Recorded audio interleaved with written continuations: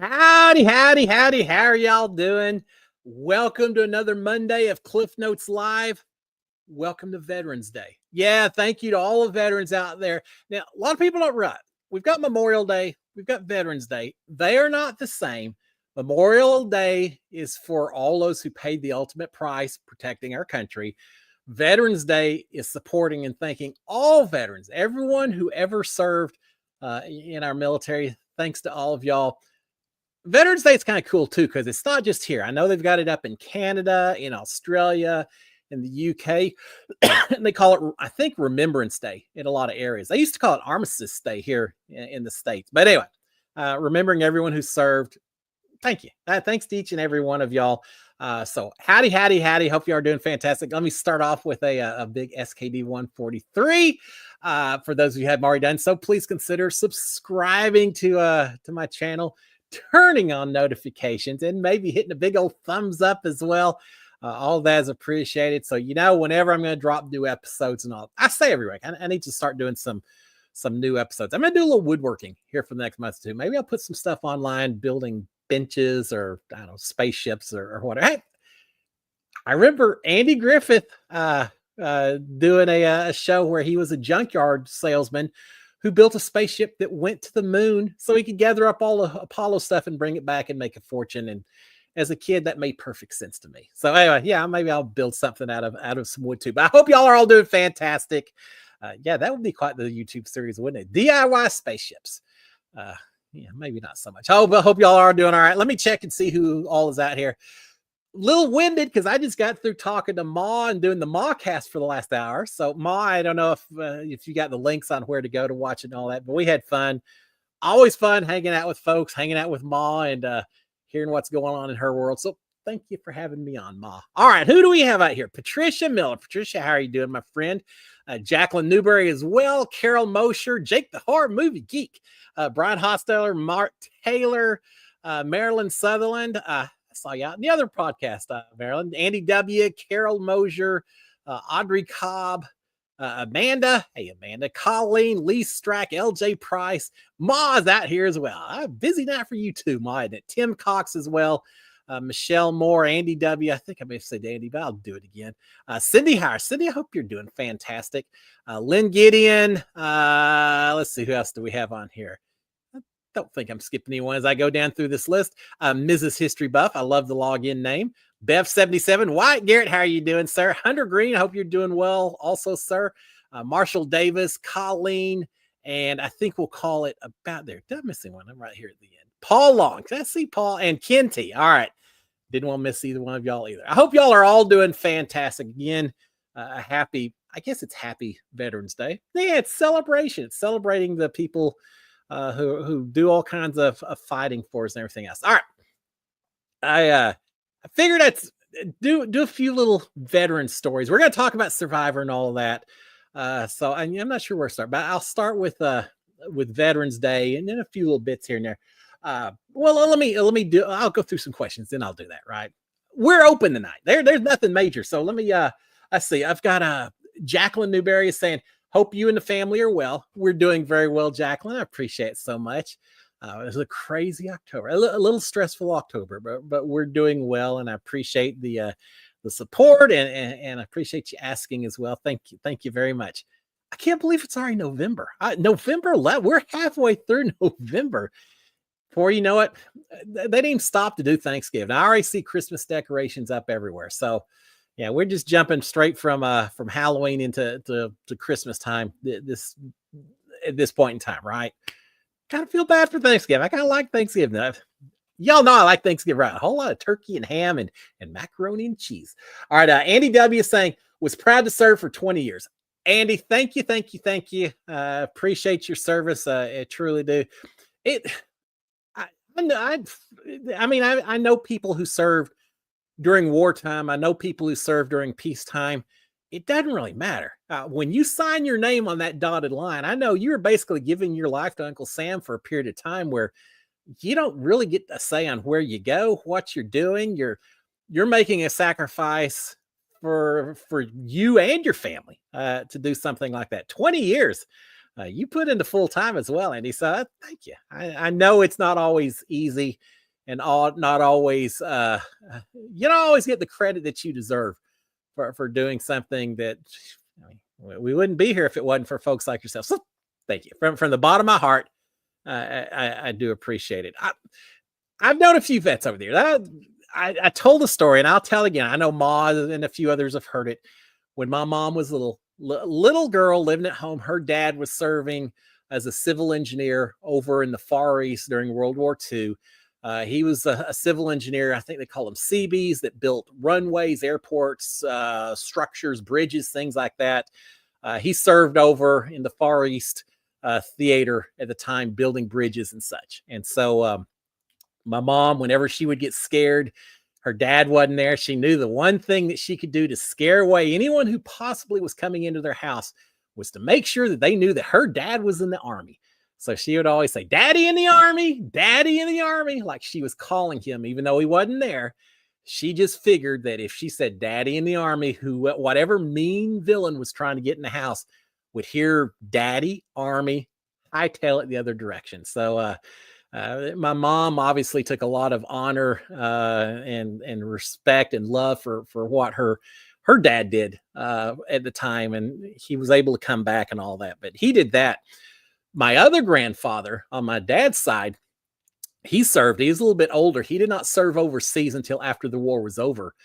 He served as a commander, lieutenant commander of a prisoner of war camp here in Texas. He started off at one point. He was at a place called Camp Maxie Spear, which was up northwest of Dallas-Fort Worth.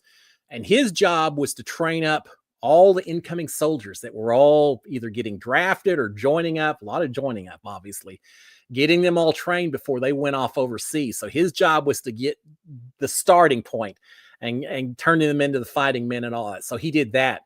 Later in the war, he actually headed up a prisoner of war camp that was we've got a lot of German communities here in Texas. And for whatever reason, I mean, just kind of a little irony, they would take German war prisoners and put them at camps all here in the state of Texas. And so he would watch over that and make sure that everything was taken care of. Now, they took care of the prisoners here very well. They were treated very nicely. One of the things they did, though, all the German prisoners, I remember my granddad always telling me this, all the German prisoners, when they took them to the United States to keep them here, they all most of them went through New York City, and they would go out of their way to pass by the Statue of Liberty and the skyline of New York, because Hitler had told all of his troops that they had bombed New York City, that New York City was in ruins and just completely destroyed. So they would take the soldiers by so they could see that their leader had lied to them. And once they did that, then they were put on trains, taken down here. Very nice. And they would guard, and they would do all kinds of work. My dad grew up as 5 or 6 years old with all these German POWs all around where they were living. And they would make him all kinds of, because he, I guess, reminded them their own children back home. So they would take hard hats, GI helmets, and paint them with all these fancy scenes and carve little wooden figures for my dad and just do all kinds of things. It was, there was a lot of respect from both sides once they were through with the fighting part. So they did that. Eventually, after the war was over, my granddad went to Korea and was part of the occupation forces there in Korea, helping to get Korea started back up after the Japanese had been forced back out and all that. So anyway, I certainly have a few family members. My dad served in the Naval Reserve. I would have been born a few years earlier if it hadn't been for the fact that my mom and dad thought we were getting ready to go to war with Russia over the Cuban Missile Crisis and all that.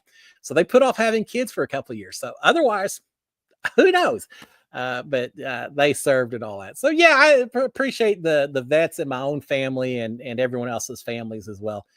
Again, I know, just even hearing my mom's story about missing her dad so much, I know the sacrifice that sometimes takes place. So with all that being said and done, I'll move on from that, unless y'all got some other comments. But I saw a movie. I'm going to make a recommendation for you guys. I saw a movie kind of to celebrate Veterans Day. Hadn't seen it before. I'm amazed that I hadn't heard about it or seen it before. Unbroken. Do y'all know what this one is?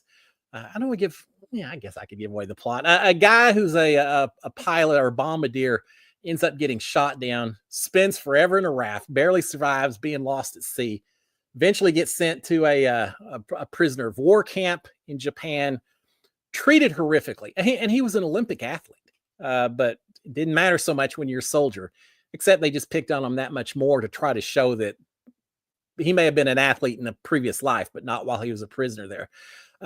All true story. And I read afterwards that the movie is very, very close to the actual story. They took very few liberties on this thing. Incredible story. Just shows what people are willing or able to do to survive when things just look horrific in life. So, yeah, like if you haven't seen Unbroken, check it out. It may not be all the explosions and all the crazy stuff you get on Saving Private Ryan and some of these other war movies, but an incredible story about someone. And here's what's amazing. This guy was treated horribly as a POW in Japan, and yet he found it in his heart to forgive them later. And he actually went back to Japan at a later point in his life and found a lot of the guards and people who hadn't been so nice to him, and he forgave them. He said, you know, it is what it is. And that says a lot about the character of that person.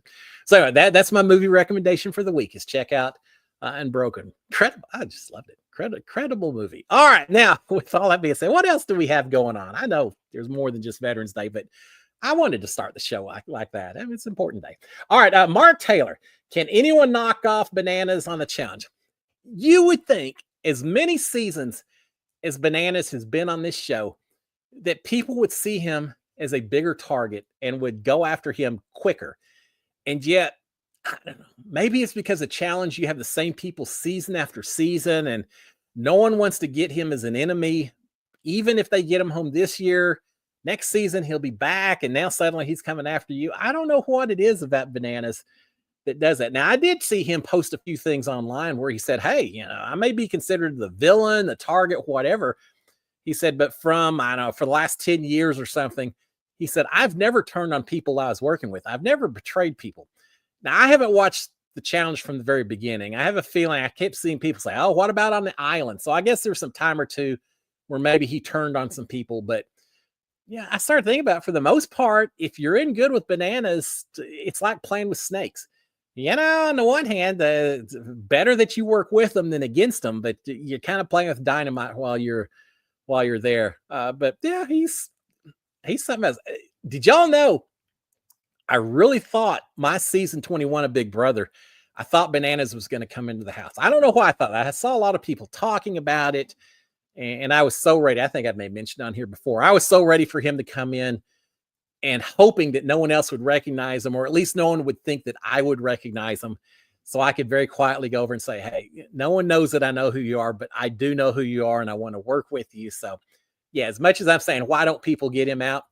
I was more than ready to go in and try to work with him if he'd been on my season of Big Brother. I met him. He's an incredibly nice guy. We had a lot of fun. So yeah, but Banana seems like he's got another show, another season where he's doing pretty well. He's not the comp beast anymore. He certainly doesn't win the competitions the way some of these other players do. And yet he just kind of controls the will of a lot of people. I'm enjoying this season of the challenge. I stepped away from it for a few seasons. I'm enjoying this one so far. It's fun. Still too much quibbling and all that, but that's what the challenge is all about. All right. Miss History Buff is saying, watched Urban Cowboy today and wondered if you had ever been to Gillies. No, I personally haven't. I grew up in the Dallas-Fort Worth area, so I just missed out on Gillies and all that. Now, my wife has been to Gillies quite a few times. Yeah, I feel like we just need. I got a pickup truck. We could put Bud and Sissy in the back of our trucks. It'd be fine. No, I've never been to Gillies, but Gillies is located not that far from where I live. I certainly know the area and know exactly. And there's plenty of other places that have taken Gillies' place. Yeah, I remember. It's so funny. We went from John Travolta being in Saturday Night Fever, the disco, and wearing the open shirt, and it was so suave, and I was gonna say suave and demure. Isn't that some TikTok trend? Yeah, I'll leave that alone. But looking the way he looked at Saturday Night Fever, and then to play a cowboy. I know we made so much fun about John Travolta, this guy from the Northeast, coming down here to play a cowboy and all that. but he did all right. His dance and everything was okay. I will say I was a little more partial to Scott Glenn, who played the villain, but he kind of played the cowboy role pretty well also. I just almost, if I watched the movie, if I had it playing, Sharon and I could probably just almost recite all the lines, line by line. It depends on what you call a real cowboy. And we know where all the stuff was filmed and all that. So yeah, it's not that far from the truth. A little ramped up, but I know a lot of people that could easily fit in with all of those roles in Urban Cowboy. Now, I will say this.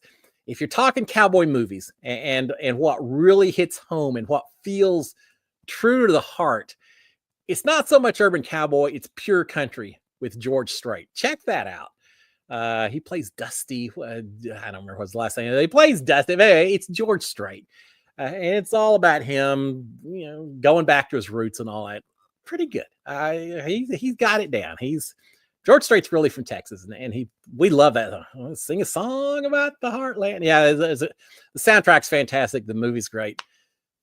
There's a few movies that Sharon and I, every time it's on, we watch it over. It doesn't matter how many times we've seen it. Pure Country's one of them. A Few Good Men is one of them. And A Few Good Men is on every single day on some channel. I guarantee I could turn it on right now, and I'm going to find on some channel A Few Good Men is playing. We watch that a lot. I watch a lot of The Gladiator. I watch a lot of Braveheart every time either one of those are on. I'm all excited about Gladiator 2 coming out. I'm ready for that. But yeah, there's some movies, and Pure Country is one of them. Now, we did see another movie over the weekend. It's kind of just, it's raining outside. It's kind of a movie type weekend. My Aggies weren't playing football, maybe for the better. They need to recover from the bad showing the week before. But we also watched Twisters. Love the original Twister with what's his name? I can't even think of his name now. Watch the original Twister. It had Helen Hunt and what's his face? God, I cannot remember what his name is. Anyway, yeah, someone tell me out here, because otherwise it's going to drive me crazy. He was on Alien. He was hilarious in Aliens. Bill Paxton. There you go. God, took a second. Bill Paxton, Helen Hunt. We love Twister.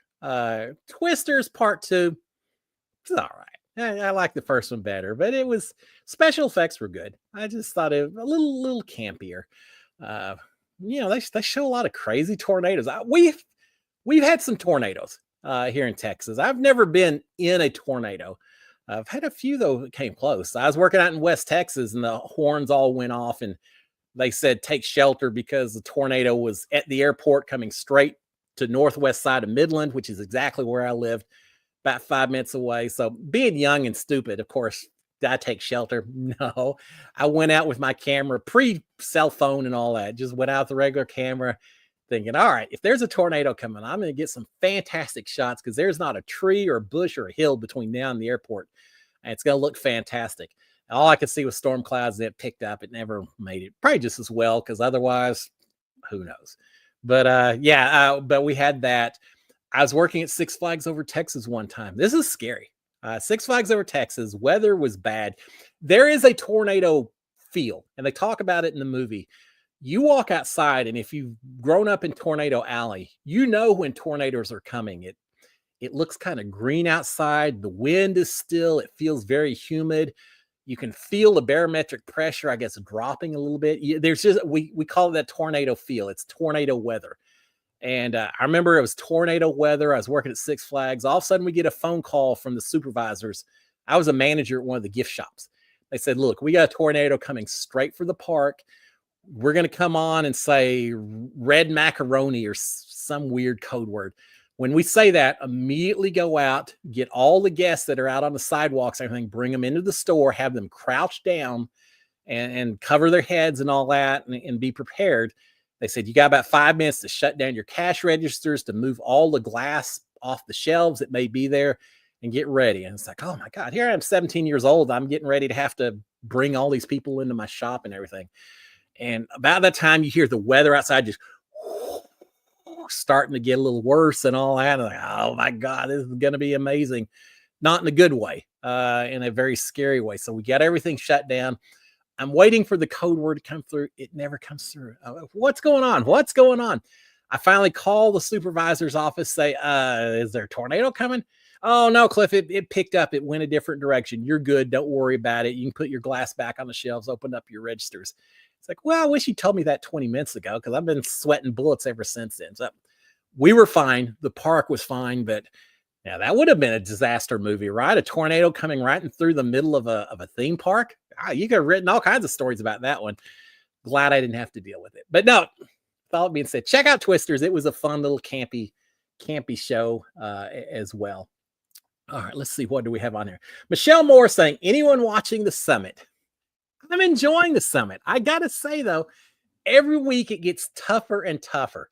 You know, week one, crawl up this hill that looks like it's from something out of The Sound of Music. You know, Julie Andrews could be singing at the top of the hill. Whatever. As long as you got two legs, you should be able to make it to the top. Now we get to week 6 or 7 or whatever. It's like, yeah, climb this 50-foot rope ladder that's facing outwards and it's icy. And while you're doing that, there's going to be a helicopter blowing all its gusts down on you. And and you're going to have a 70-pound backpack while you're going up the ladder. And if you don't go fast enough, you're going to get booted by the other people on your team. Yeah, it's getting worse and worse. And as you get higher and higher to the summit, this summit looks like Sauron from Lord of the Rings or I don't know, or the Mount Everest, Mount Fuji. It just looks like you can just see off the distance. It's nothing but snow and ice. And yeah, it's only getting worse every time. If I was on the summit, there would be part of me, the show, there'd be part of me saying, good, you survived another day. That's all it takes. I don't think I'd be that upset about losing the food. It can't be taken. I think it's a 2-week journey. But knowing that every day it's going to be a little bit tougher than the day before, and pretty soon you got your hiking boots on, you got to tie each other to each other so you don't fall. You know, believe it or not, I'm not necessarily in shape to be climbing Mount Everest. I don't necessarily have the body type to be acting like a Sherpa and carrying stuff up to the very top, and yet that's what seems like it's expected on the summit. So yeah, put down the summit and put down the challenge as 2 reality game shows that, while yes, I would do it in a heartbeat if asked to do so, I also think there is a 50-50 chance that I could be medic vac before I finish that thing up, because I wouldn't quit, but who knows what could happen in this show. It's a brutal show. I love the summit. I'm really enjoying it. There's a lot more strategy than I thought there would be, considering it's just a matter of them all trying to get up to the top of this mountain. A little bit more than that.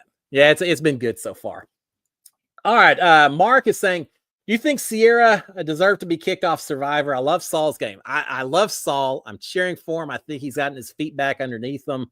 Now that Rome is gone, I think Saul is doing much better. Rome just had it out for Saul, right? And I think Saul was so focused on Rome in some ways, it just made it tough. But now I think Saul's doing great. As far as Sierra, it's tough. The fact that it was, and spoiler alert, if surely y'all know by this point, and if not, just give me a few minutes before you start listening again. I don't know. In some ways, it's kind of unfair. Sierra, they came to a tie. She could still vote, and Sam couldn't, and yet she still went home, and Sam didn't, right? Because some people flipped once it became obvious it was the two of those. I don't know. Far be it for me to say that if she got voted out, then she got voted out. And, you have to be willing to adapt and play and consider all the scenarios and all of that. But I don't know that there's a whole lot Sierra did horribly wrong. That caused, sometimes things just happen, and this just happened to be one of them. Rachel played an incredible. It took a while for me to figure out why she played the shot in the dark. I thought she was going to play this idol that she had.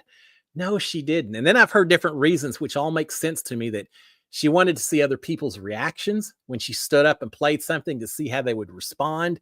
I think that's valid. That maybe she didn't want to be part of a vote. She knew it was going to be a bit of a split vote, and she didn't want to possibly be on a losing end.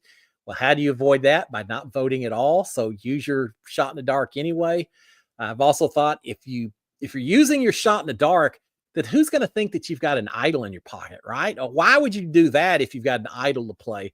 So it probably pulled a lot of suspicion away from her in terms of the idol as well. I thought Rachel played it made sense afterwards. I thought she was the star of the show with that. But yeah, as far as I don't think Sarah did anything necessarily to go home.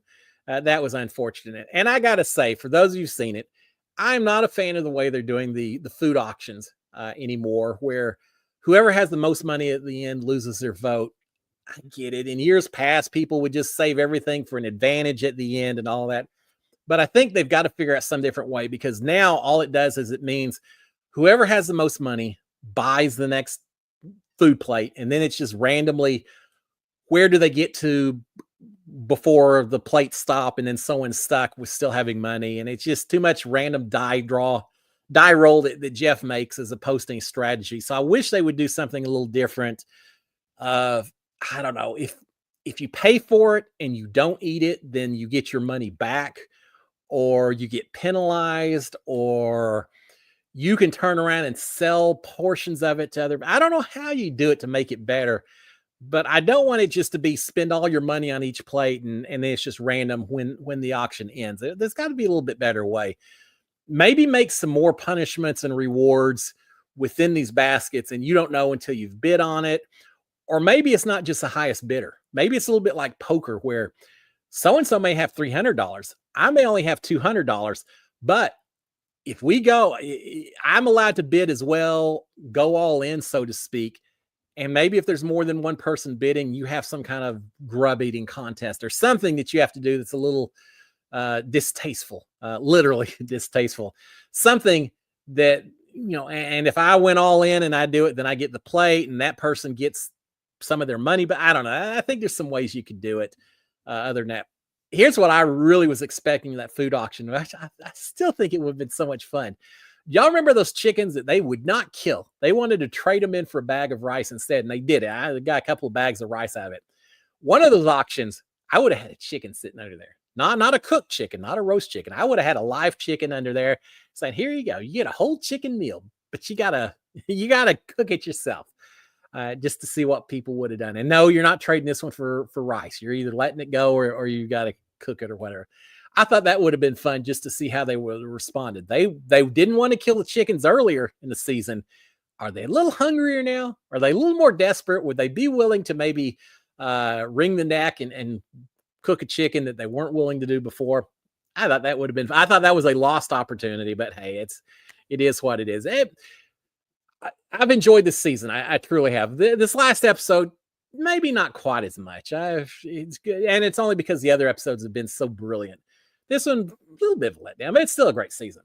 All right, Brian Housteller is saying she played it to get reactions to see if she needed player idol. I think you're right, and I hadn't realized at the time. I saw people talk about that later, and that makes perfect sense, Brian, because when she played the shot in the dark, she definitely was watching. I think it's Saul who had kind of winked at her and I think made her feel better that maybe they weren't going against her. If she'd done that and everyone immediately had started scrambling and whispering to each other, what do we do now? Then maybe at that point, I say that votes had already been cast, so there's not much you can do at that point. But yeah, I think that's I think it's a brilliant approach. So more power to her for doing it. I've never been a huge fan of the shot in dark anyway, because it's only a 1 in 6 chance. I know it's a last gasp Hail Mary, but I still feel like I wish it wasn't just purely random. I wish it was just a skill thing where maybe it's a very low percentage chance to win some kind of, how about rolling balls down a ramp or something? I wish there was a little bit more than just random chance built into it, but it is what it is. But no, I think she played it brilliantly. And, again, I think it'll benefit huge on her resume if she gets to that point. All right, let's see. We got Hunter Green. Hey, Hunter, currently doing Houston. Let me see. Houston route for work. And hit the gym to start training for Big Brother.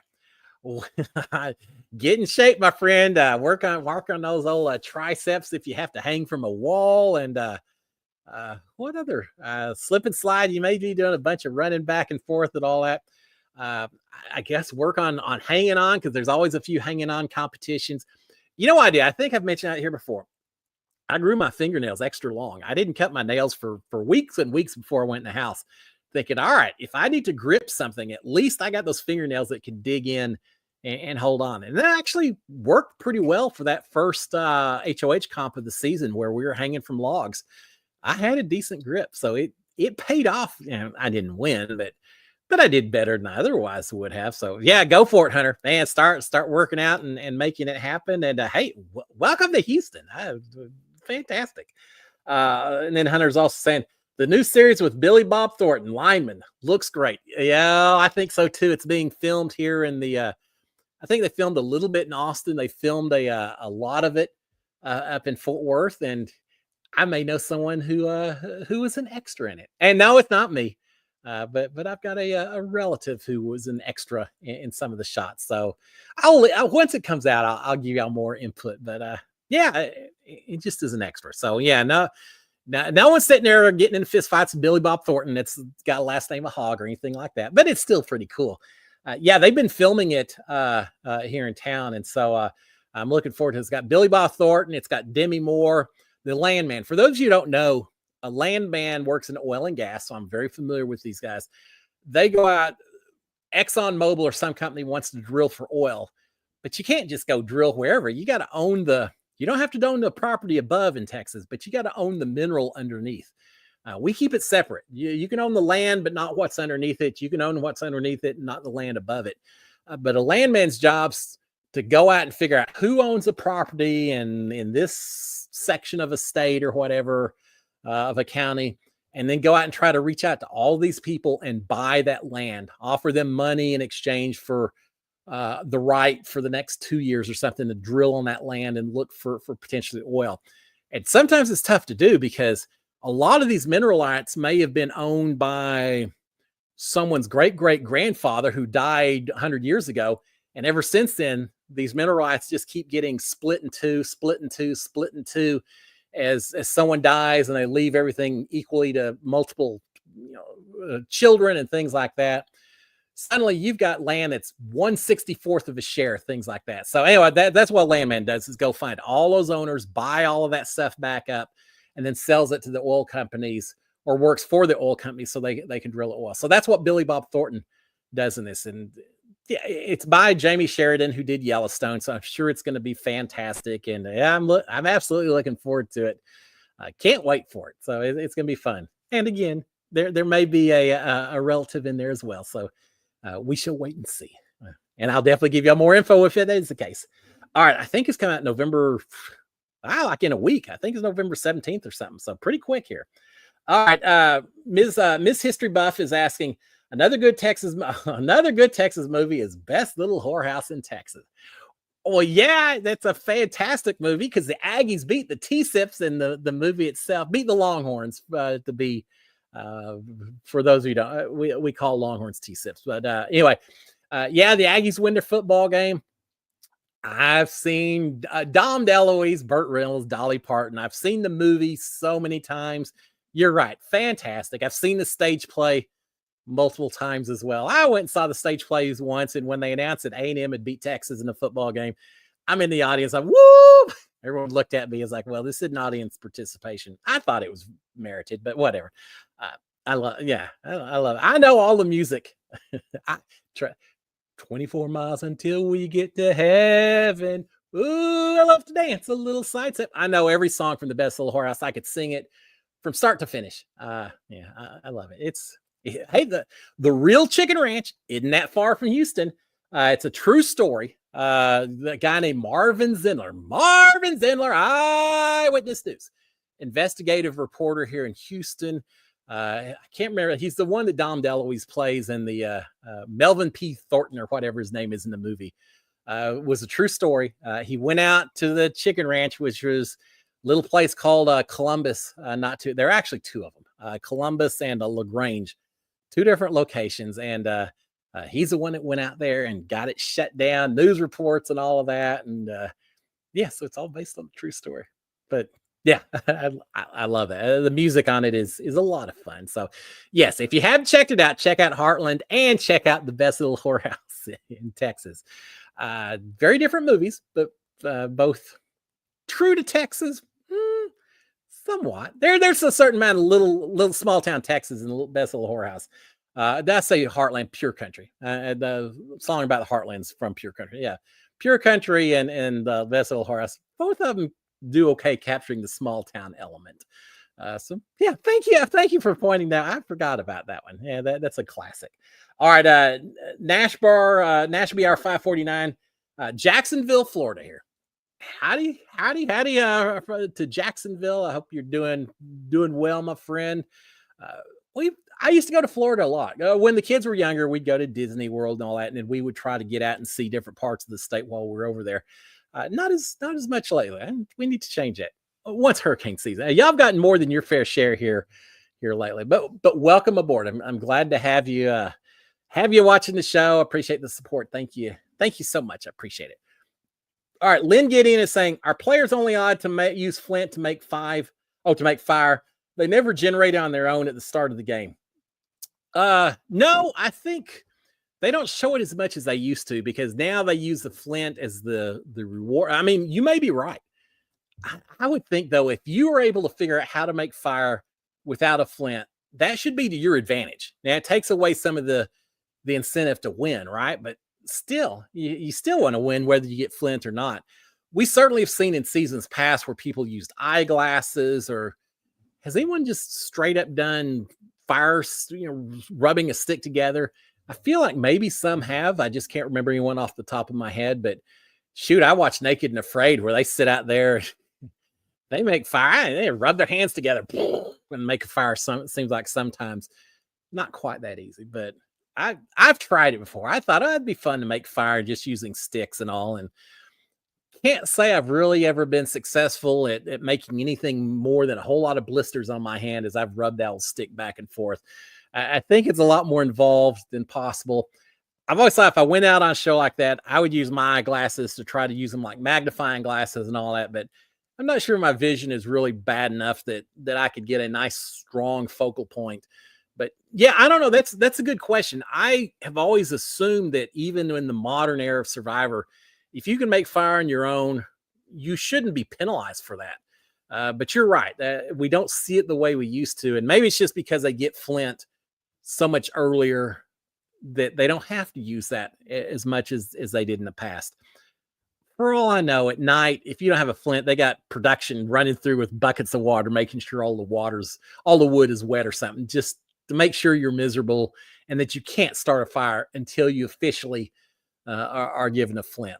I don't know. It seems like they always have nice dry kindling once they get that flint as well. So I'm not saying anything. I'm not suggesting anything, but it does seem like it's a lot easier to start fires once you have the Jeff Probst blessing with the flint and all of that. Beforehand, it may be real tough to do for all kinds of reasons.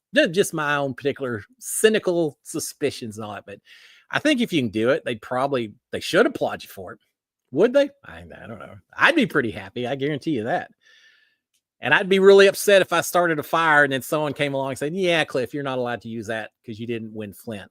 Well, forget that. I got a lot more than flint that'll start fires for me. And that's called this old thinking brain here.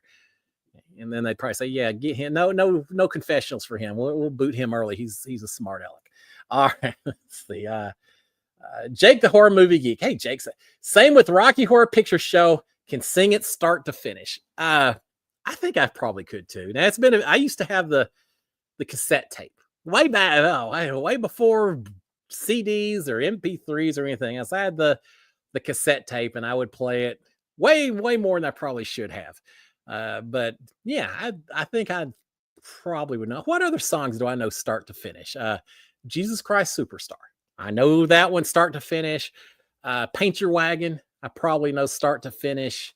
Maybe Hair. The old hippie show. Yeah, you're not necessarily looking like a hippie, but now Hair's got some songs that I may know them word for word, but there ain't a chance in heck that I'm going to sing them word for word because they got a lot of songs that aren't necessarily politically correct anymore, and you get in a lot of trouble. But it's kind of a generational movie. I mean, it's still important movie regardless. But yeah, I know those.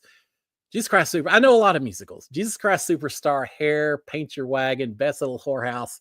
There are probably a few others as well. I love my musicals. In the house while we were in sequester, Tommy and Nicole and myself kept fighting for Mamma Mia. We check it out and then say, oh, sorry, someone else has checked it out. And I didn't find out till we were in the house. I said, who else was watching Mamma Mia over and over? Oh, Tommy. Of course it was Tommy. And Nicole, which, and me. We were the three Mamma Mia people for our season. So yeah, I love me some musical. Oh, and Sergeant Pepper's Lonely Hearts Club Band. I like the album. I saw the movie with the Bee Gees and Peter Frampton and Aerosmith and Earth, Wind, and Fire. Oh, so many famous acts in Sergeant Pepper's. I knew that. I'm a huge fan of the Beatles anyway.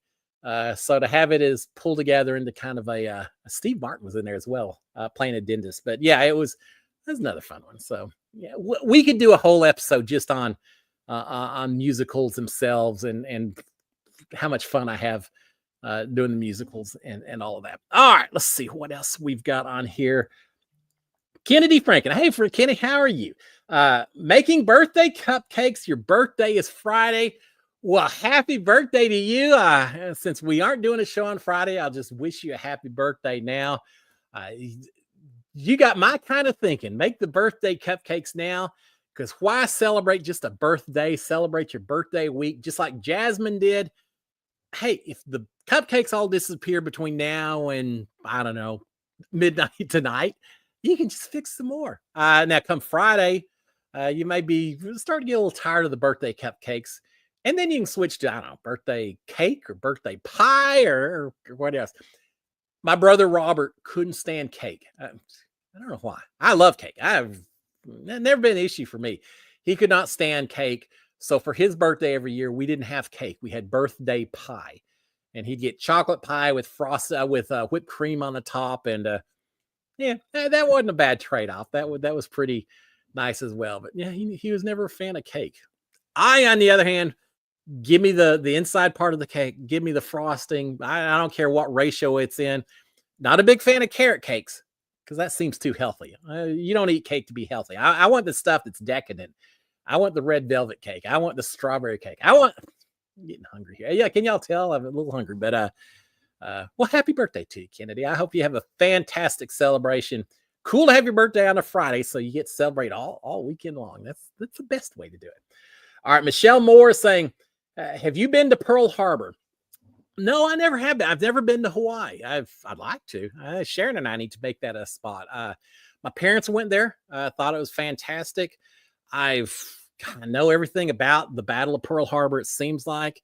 And it would be cool just to get to go and see where the Arizona is and everything that's involved with it. But I've never been there. When we want to go to the beaches, I guess we tend to go to Mexico down here, Cancun and Cabo and places like that. And just never quite hopped on the plane. And there's no oil and gas in Hawaii. Come on, guys. If there was, I could have grabbed Sharon. We could have gone out there a long time ago. But I'd love it. I think it'd be a lot of fun. I love beach vacations more so. I mean, it's great to have mountains and all, but I don't like the cold. Put me on a ski slope and it's fun, but I still, at some point during the trip, think, God, I can't believe I'm paying hundreds of dollars for this lift ticket and I'm freezing my fingers and toes off and just kind of feeling a little winded and miserable right now. Whereas with a beach, I don't care if it's in Hawaii or if it's Cancun or Fiji or the beaches of Galveston, Texas, maybe not Galveston, but elsewhere, sitting on a beach with a drink in your hand and the salt coming in and calypso music in the background. That's my kind of vacation, man. So yeah, but no, I haven't been to Pearl. I'd like to one of these days though. That would be fun. All right, let's see what else we got here. Cindy Hire saying, I know all the words. I know all the words to Bohemian Rhapsody. Yeah, Cindy. All right, so a little story for y'all. I don't know if I've told this before. We had at our halfway point in my Big Brother season that they shut down the production. I mean, they shut down the cameras, brought out a cake that had each of our photos on it. Kat got mad because someone ate her piece of cake that had her face on it. But we had the big cake in there. They brought in all these pizzas. They played music for an hour or so, which was very special while we were in there. At one point, they start playing Bohemian Rhapsody. We are all singing along except for Nick Macarone, who had never heard of Bohemian Rhapsody. You might as well tell me that, I don't know, that you never watched the Brady Bunch, that you don't know who Mr. Rogers is. How do you avoid that? But he had never heard it. And he's saying, how do y'all all know all the words to this song? Well, Nick, how do you not know the words to this song? Started being a little suspicious of Nick right then and there. But yeah, we sang it all together and it was so much fun. I saw a video not too long ago. Not too long ago. I think it was Green Day getting ready to do a concert. Maybe I think Billy Joe Holiday and Green Day. Anyway, before they came on the stage, they were playing just kind of warm up music and they played Bohemian Rhapsody. And you got this crowd it's an outdoor festival. There's probably 150,000 people and they are all singing Bohemian Rhapsody word for word. It was on YouTube. So I'm sure you can probably type in Bohemian Rhapsody crowd sings or Bohemian Rhapsody Green Day or something like that. It was phenomenal. It's just like this group. Do you remember the movie E.T.? At one point at the beginning of E.T., not E.T., Close Encounters of the Third Kind. At the very beginning, they're going to these civilizations, like some place over in India. And they look up and everyone's sitting on the hill, and they all at the same time are going, it's so impressive. I felt like that with watching this crowd of 150,000 people all singing Bohemian Rhapsody. It's like they were all in sync with each other. It's just cool. So I know all the words as well, and I can't help but doing a little head banging when they get to that one part in the song, because we've all seen Michael Myers and Wayne's World and all that, right? So anyway, all right, Ma. Never told Cliff about my karaoke adventure. All right, Ma, we're going to need to hear some stories on this then. I only almost did karaoke. No way, I've done that karaoke one time. We were at a viewing party and someone found out that they played Lizzo a lot during my season. Got my hair done, checked my nails, feeling good as hell. They played that over and over during my season. So someone paid to have the DJ play that song and had me do karaoke for it. And of course I was horrible, but that's what karaoke is all about, right? I spent my birthday, sorry, Ma, I didn't mean to take your story away, but I spent my birthday one year, had to fly to Hong Kong, going on to Shekou in China. But anyway, landed in Hong Kong on my birthday. Well, because I traveled east, my birthday, instead of being 24 hours, was like 12 hours or something. So I missed most of my birthday. By the time I land there, it's midnight. Or by the time I get to my hotel, it's midnight. Everything is closed restaurant-wise. I go into this little karaoke bar, and they've got some bar food. And so I order some dumplings and noodles, things like that. And I'm trying to eat. And all these people from Hong Kong come up wanting me to go sing karaoke, do some American songs and karaoke. And I told them no, because I just was tired and I wanted to eat. That was the old Cliff. If I was doing it now, I would have been up on that stage singing along. I would have been up there all night long singing. So yeah, I think karaoke is kind of cool. All right, Ma, you're gonna have to either type it in the comments or we will follow that up at some point in the future. But I want to hear your karaoke adventures, because that seems like quite the lead in there. All right, Hunter is saying, do they let you watch movies in the Big Brother house? No, no, none at all. Unless it's a special reward, like they got to see, I think, an episode of The Summit this season. For us, they didn't let us watch anything. There was no reward involving movies whatsoever. You could watch movies in sequester before and after while you were locked away. But while you're in a house, nah, nothing. I would have killed for a movie. They could have played Weekend at Bernie's or cheese making documentaries in German, or I will watch that before Weekend at Bernie's. I got a special hatred in my heart for that show. But anyway, whatever. No, they didn't let us watch anything while we were inside that Big Brother house, which made the boredom just that much worse. Yeah, and they do it on purpose. If you watch movies, you can be quiet and focus on something else. If you don't have movies to watch, all you can do is think about who's trying to cheat you and screw you over and all that, and just get you more and more paranoid. So yeah, it's all about building up the stress while you're in a household. So no communication in the form of movies, radio, songs, phone calls, anything, except just once or twice for little special situations where we got a little music. We got music then. We got music on while we were going hide and go veto. We all had earphones on and we would listen to music while the people running into the house doing their searching and all of that. And then I think at the very end, like at Labor Day, we got some music as well. And that was just about it as far as getting to hearing music. All right, let's see. Lynn is saying, at the NFL German game, the whole stadium was singing Country Roads by John Denver. It was very cool. I saw part of that game. It was in Munich. I didn't see that, but that is pretty cool. I saw them doing, what song? At one point, they were playing Dancing Queen, which I thought was pretty cool. Oh, at the very end, they were singing Sweet Caroline. And I know there's an NFL team here in the States that plays that as well, right? Someone does. I can't remember who it is. But anyway, is it the Patriots maybe? I don't know. But yeah, they're playing. All right, well, John Denver, I'm a fan of John Denver. I would have been singing right along with him. I love me some John Denver. My mom loved John. That's where I got my love of John. My mom loved John Denver as well. She liked the calypso and some of that music. I'm a little bit more Country Roads and Sunshine on My Shoulder, some of the earlier stuff. But yeah, I would have been singing right along with them. That's pretty cool.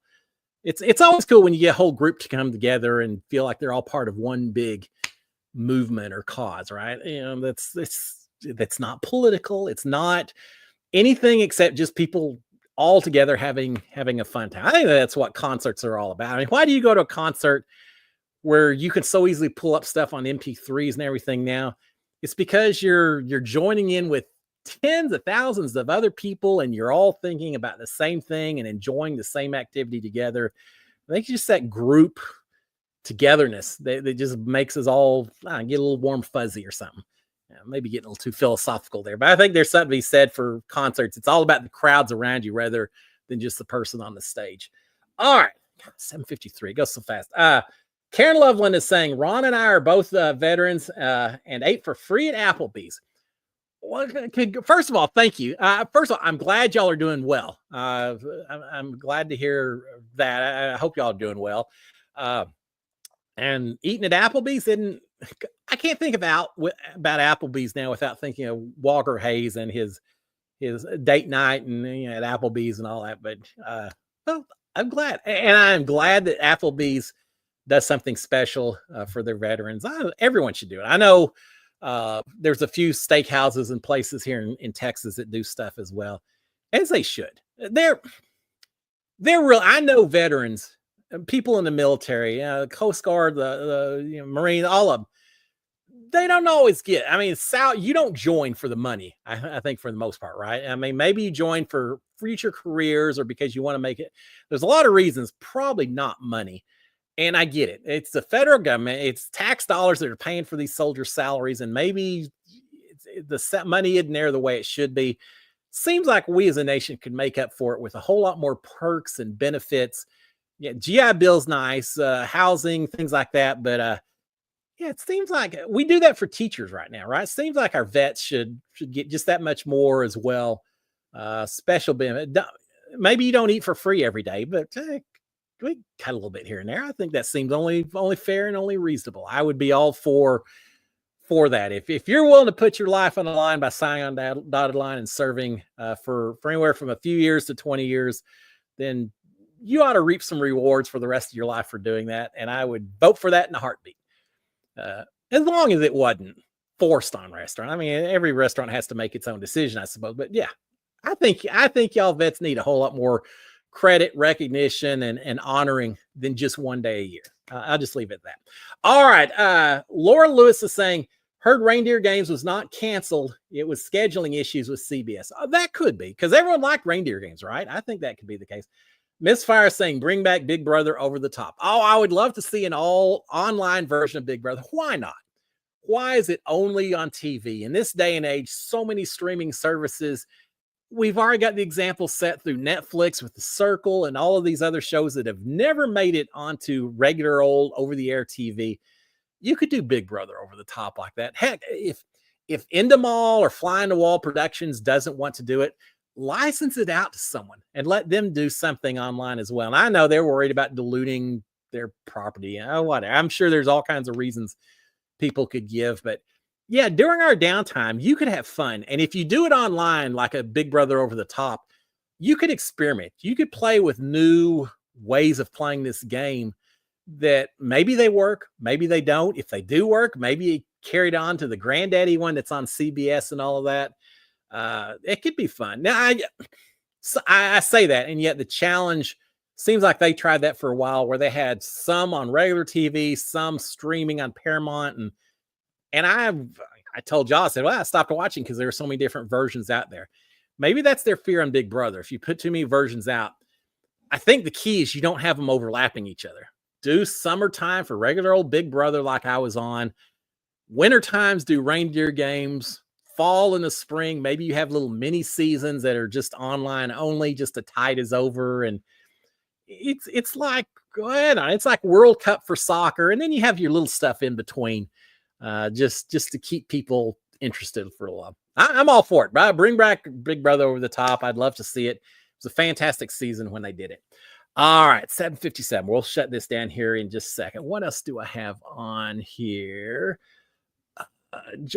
Joanna Hayes is saying, late joining, enjoy your show. Well, Joanna, thank you so much. I appreciate it. Now, I didn't say this at the beginning, but for anyone, if you ever come in late, miss some of this, I always try to set this up so that you get the full replay on YouTube. So if you're not here on Monday nights, you can watch it on whenever.